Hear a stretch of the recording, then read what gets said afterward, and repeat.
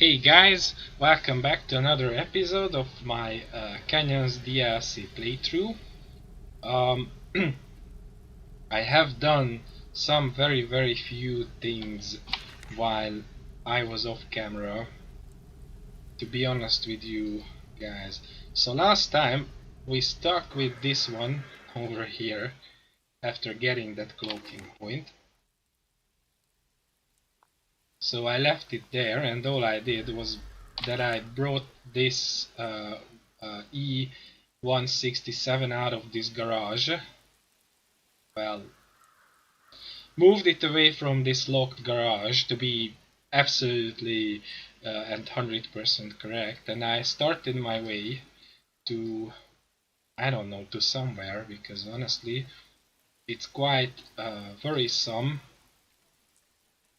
that I have wasted 2 episodes and I'm very far from being done with working this map out. So where should I go really? That is the question. You know what? I think I'm absolutely in the wrong way, facing the wrong way, going the wrong direction, and everything that you can imagine.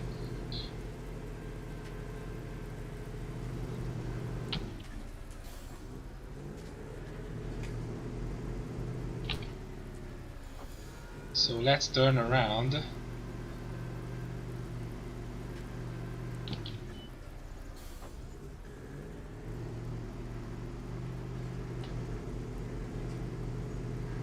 And roll this way.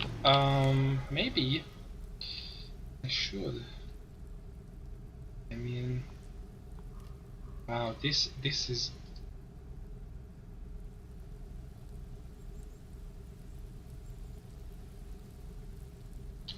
Okay, let's say that's the general direction, and let's hope that we can go across. This minimap is pretty messed up, so I really don't know how to work things out eventually.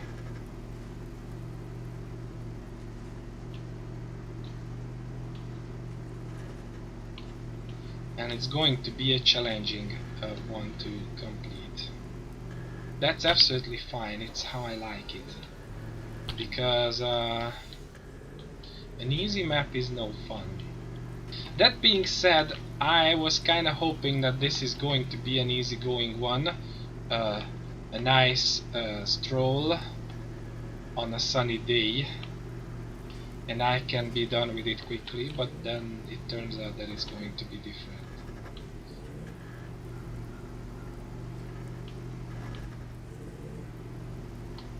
There is going to be some disarray and madness and confusion.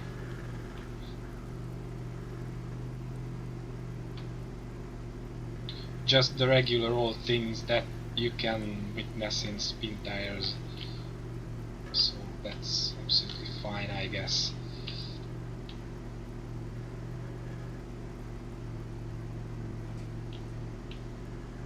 And it's so great that it just won't stop raining. Not that it would affect our lives very thoroughly or anything like that. It's just, you know, an effect on the screen in this game, which is on the one hand lucky, and on the other hand quite sad.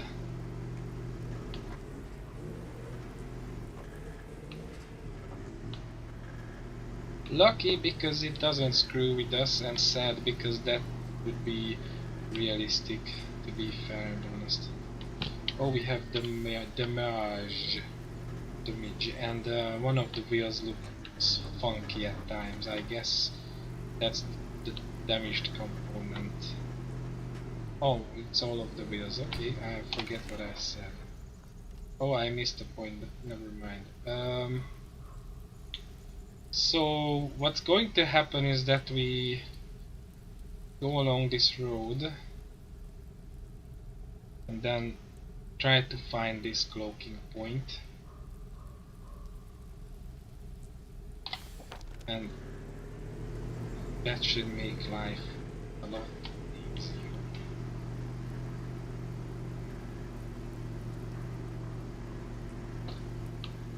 Great, now I stopped, so I lost my momentum.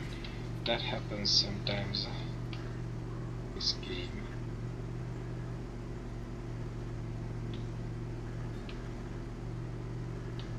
It's a good thing that this supposedly pink vehicle can go across everything. Rob said that I've got a pink truck the other day. In fact, you can check it out in the comment section of the first video.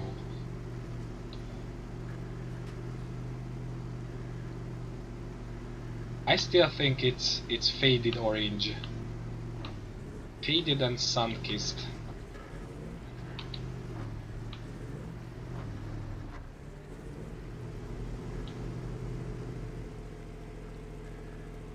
I think when this was new, it was very bright orange. And also, if I'm not mistaken, that's the color that they used with Arctic vehicles. So vehicles that were intended for use in the Arctic zones and the Antarctic.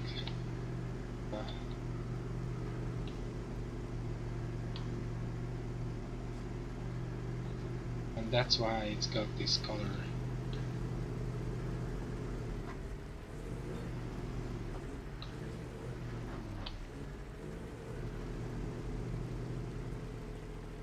I mean, I have no idea what kind of vehicles Western countries use in those areas.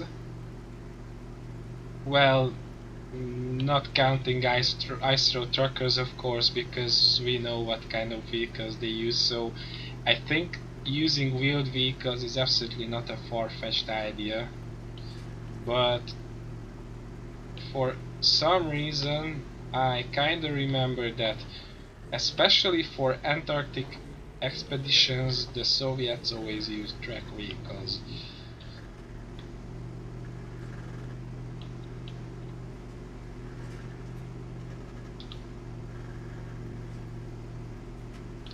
And then we know that both Ural and Kamaz have their polar vehicles that were intended to use beyond the polar line, in the polar area of the country, because Russia has a portion that is north of the polar line.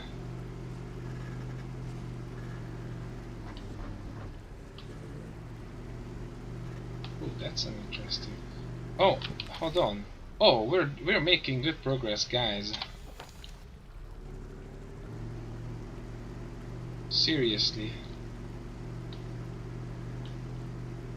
That over yonder is the last waypoint.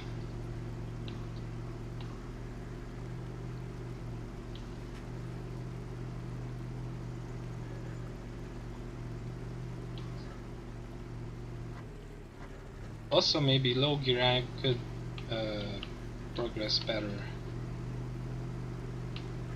Then again, why would I?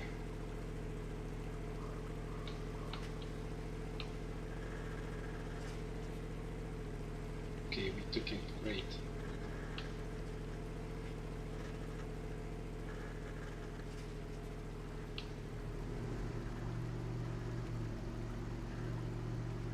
I mean, this one has minor damage, but that's absolutely fine. The primary reason I ditched the other one is not its position. It's absolutely fine. I could probably maneuver it out of it. It's that it's absolutely in the wrong place. That was closer to where I want to go. Oh, dude. That cloaking is on the other shore. You know what? Never mind. I go this way just to figure out what's going on over here. If everything works well, Yeah, we have a crossing just ahead of us.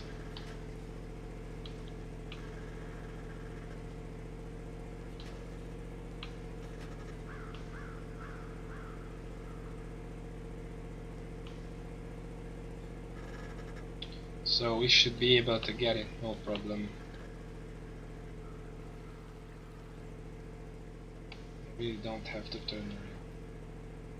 That over there is the edge of the map, probably with a very nice waterfall. Or not.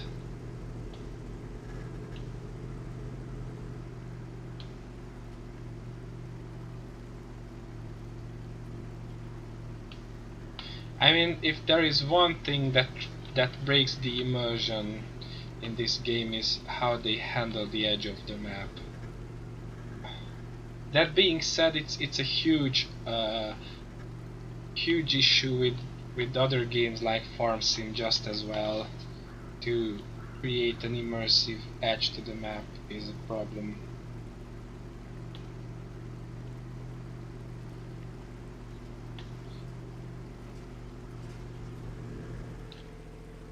Two games that handle this problem very well, I think, are Dawn of War and the StarCraft series.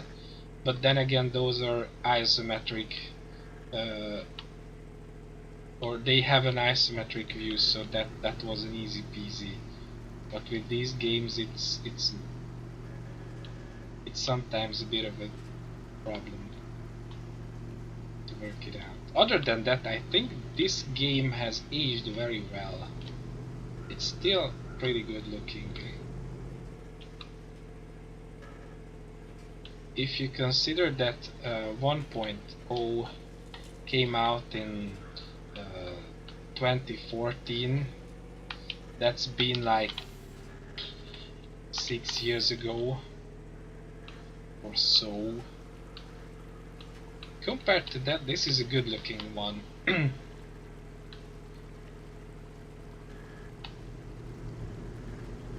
Okay, clothing removed. Let's see what we got. Yeah, there's the garage. There are all the roads and everything. Oh yeah, and I see where I need to. So we spiral up here, climb up, and then this way, and then hold on. No, shut up. This way, and then this way. It should be great. And it's getting dark. I'm just pointing out.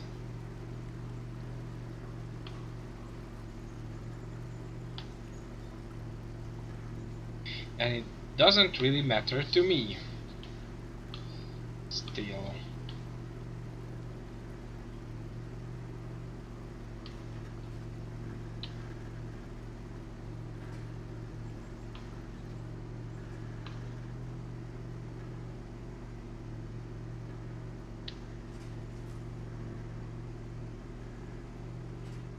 Can I? Oh, no, of course not. Okay, inertia sorted it out for us. Come on.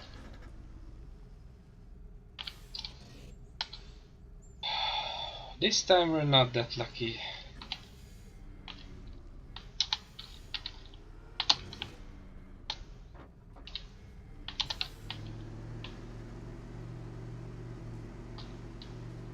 The position of that tree is really not optimal.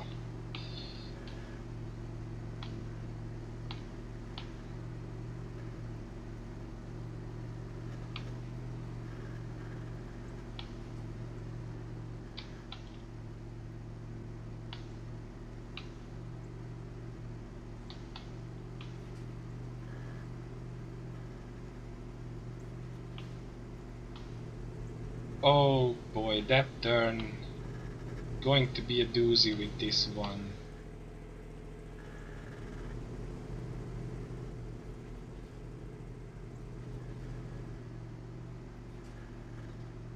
I think the biggest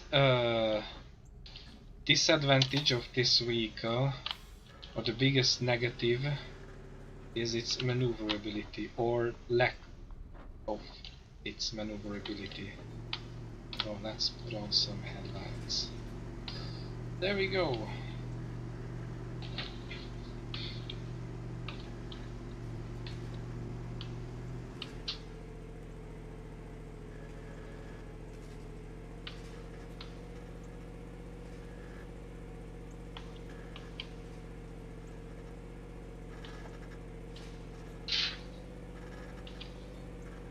Also, the weather outside is complete garbage, but thanks God now the sun is shining.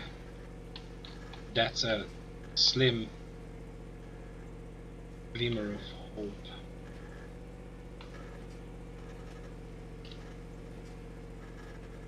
In the morning that was horrifying.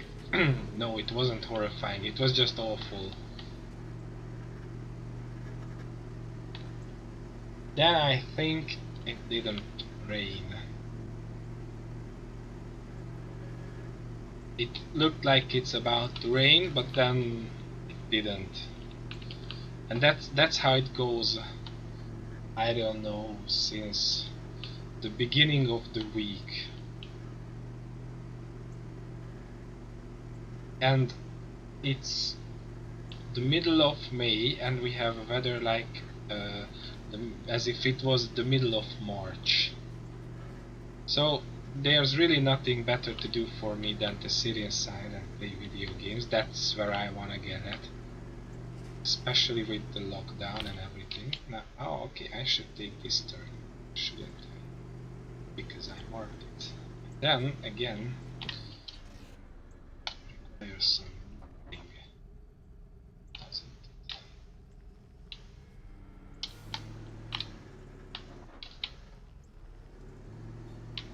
Yes, it does.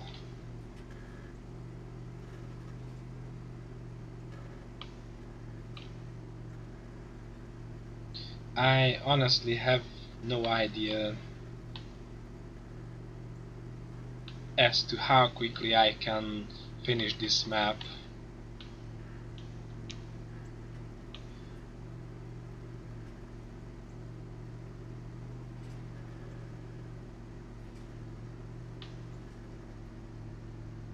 But I already have another one lined up, so that should be over.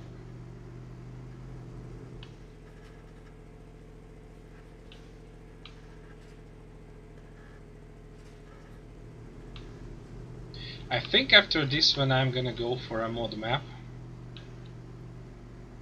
Just for the heck of it and the edit challenge and all that. Okay, I definitely need to take that route. Because the cloaking is straight that direction. Also, where are my wheels? Why am I this? No unnecessary friction, because that is something that can slow you down. I mean, the physics in this game are pretty much on point. I need to address this. Like, if you are equipping a truck, the reason it's bouncing around and all that the way it does is because the different attachments have different weight, and then when you load them up it's bouncing because the load has its own weight and modifies the behavior of the vehicle accordingly. Like, the more weight you put on it, the more affected it is by that. Like, generally it's true that if you have a truck with 3 axles and only 2 axles is driven by the engine, so it's not an all-wheel drive but a 6x4, then if you put load on the driven axles, then it will fare much better. That being said, a 6x4 or a 2x4 will never be as agile in the mud as an all-wheel drive one.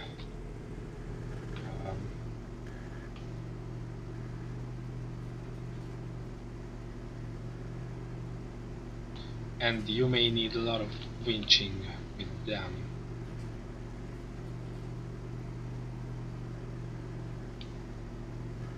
But this map, that's my impression, that this map is almost suitable for all kinds of 2x4s and 6x4s. The only question is how winchable are the turns where it's actually deep mud all around, or it's muddy all around. Because if you check out the map, oh okay, we have a cloaking, great.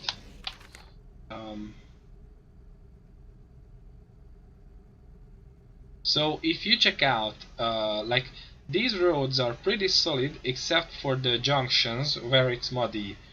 And if there are trees to winch your way around, then you can navigate pretty well. Because one thing that you can do, but I don't like to do personally, is to winch your way all along. It's so unprofessional. I mean, technically you can do it and nobody is going to hurt you for it, but...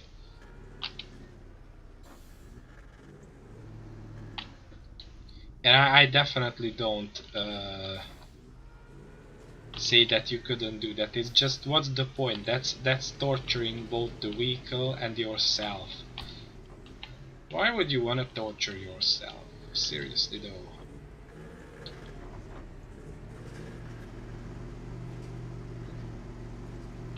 Okay, I mean, you can torture the vehicle all you want, but yourself, that's... Anyway, let's see, that's is it the last? Yeah, that's definitely... Oh yeah, the last cloaking point. And then we can go about organizing everything.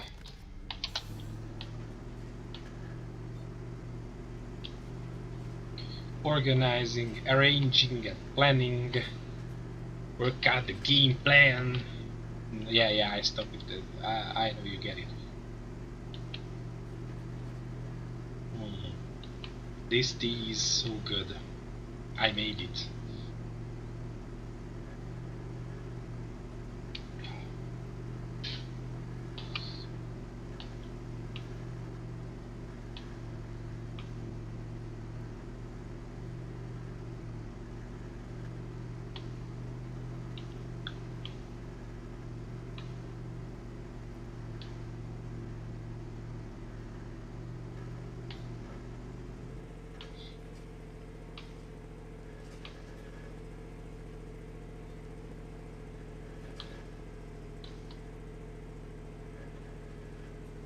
So it seems that the waypoints follow this route,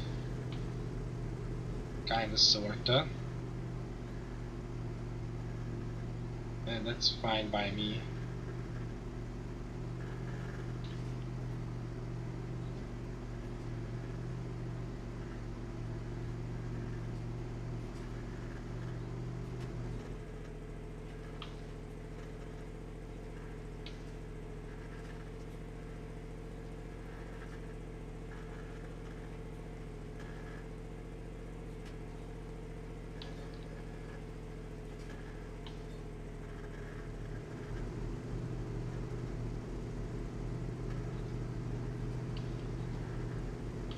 You see, this is what I talk about. This stretch of road is absolutely fine for any kind of vehicle. It's very easily steerable, but then this is where a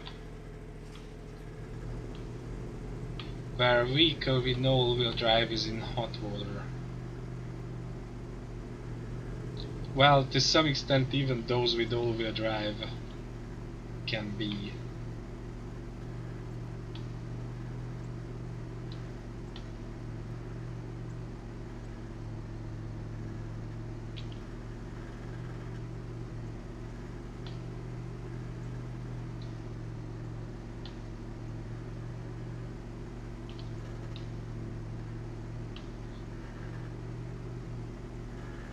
you can actually see the stuff at the bottom of the water. You guys see that?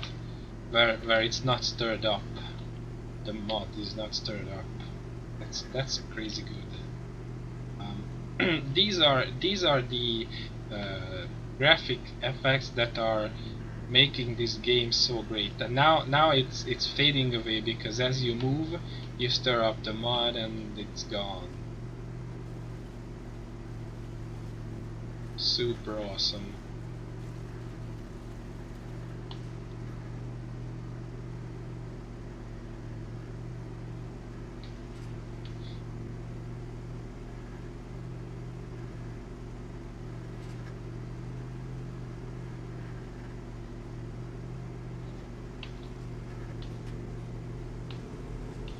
But one thing I couldn't imagine is this mod physics in a farm sim game. Where am I? Okay, so the if everything is right, then that cloaking shouldn't be too far from here. It's too bad that it's dark because I cannot see.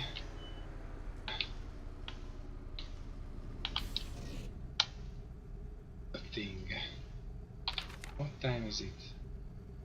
Hold on, it's okay, it's almost morning. So but if I'm correct, and I'd like to think that I am.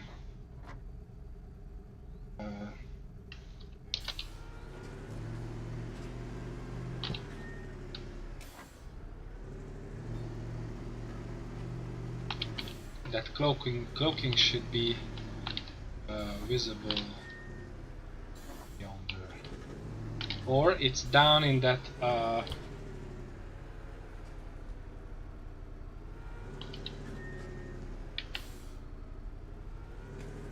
Is it there?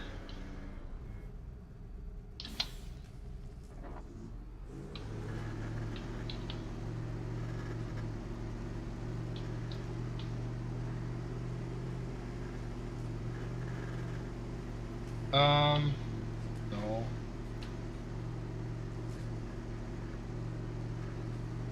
Now we have two options, or two. There are two things that could happen. No, it's three. Forget what I said. So one is that we get completely stuck over here. All these trees going on.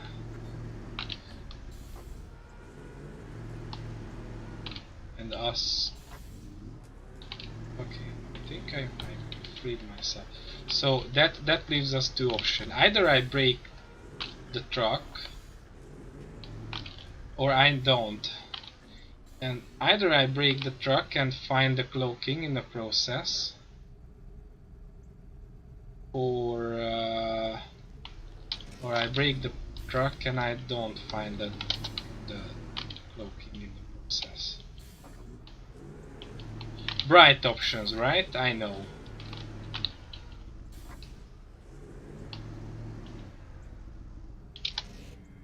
Also, I kinda hear Rob saying that, yeah, and I'm not the only one who can twist my vehicle around the trees, and yeah, that's true.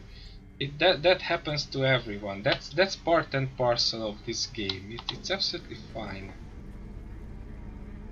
No one ever said that Rob is the only person who does that sometimes.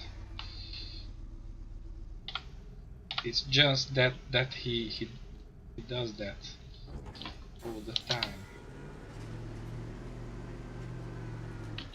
And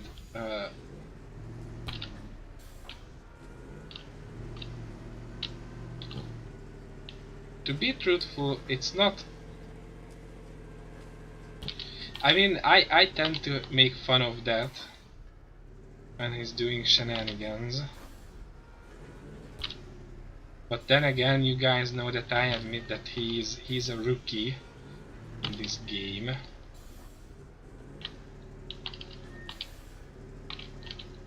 And it will get better with time. You know what? Let's check the minimap, because right now I think... Oh! So the cloaking should be... You kidding me? How am I supposed to get over there?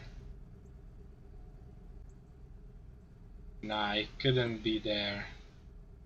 Oh no, it's down there. Okay, forget everything. Get down there, and I give myself permission to break this truck on the way. It's not like we would need it anymore after being done. And it's getting...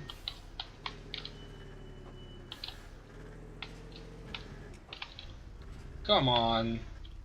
Seriously, that if that doesn't count, what does?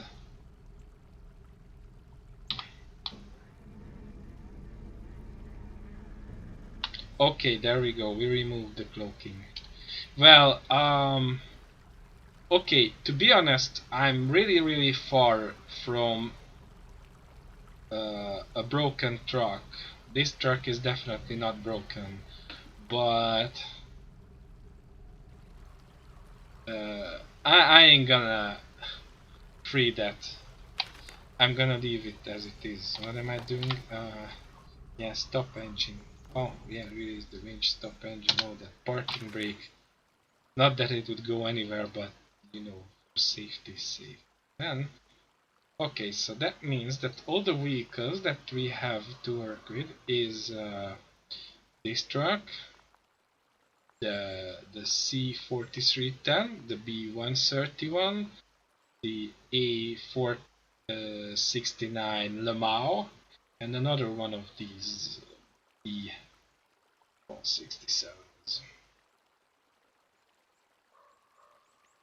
And I have 2 garages to unlock. So, I think what's going to happen is that this is the end of this episode, and in the next one I'm gonna go for the garages, and then I will probably set up a game plan to deliver all the lumber we need from one objective to the other. And then I think one more episode when I do that. Let's hope it's going to be that simple. It's never that simple. Anyways, thank you for your attention right now for the time being. If you enjoyed this video, definitely drop a like. That's hopefully motivational for me to do the next one. Also subscribe if you wanna see more. I'm that much close to 50 subscribers, and that would be such a great milestone for me. That would make my day. Anyway, whatever happens, thank you guys for watching. See you next time. In the meantime, behave yourselves and don't bite strangers.